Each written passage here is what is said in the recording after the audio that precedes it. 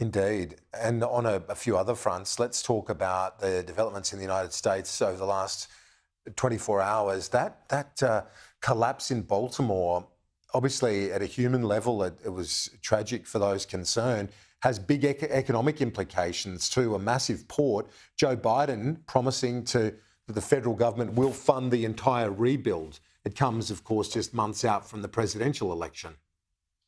That's right. It really reinforces how old much of the critical infrastructure in the United States is. I mean, that bridge is now decades old. The reports coming through are that it really wasn't safe, particularly to misadventures like that. A number of experts have said that a modern bridge would not have been built to those specifications. And when critical infrastructure like that goes down, then, it can have massive effects on a national economy and for an economy the size of the United States, on the global economy as well.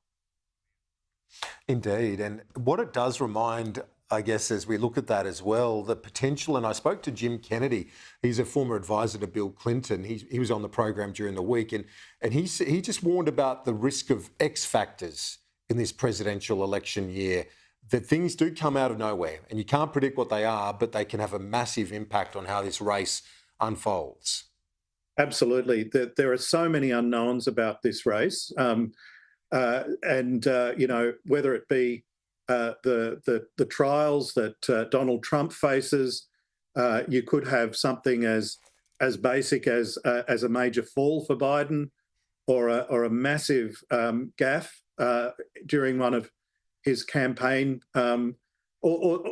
speeches, or indeed something happening internationally.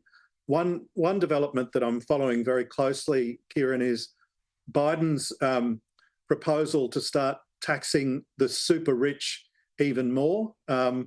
It does suggest that a lot of Americans are supporting something like that. It will be a real point of demarcation between Biden and Trump, and interestingly enough, it ends, or if it gets up and if it is popular, it will end a long period of time in which taxes were seen as a bad thing, and governments that raised taxes were committing suicide. So that will be a very interesting one to watch. Indeed. Professor Michael Wesley from the University of Melbourne. We'll talk to you soon. Have a good Easter weekend. Appreciate it.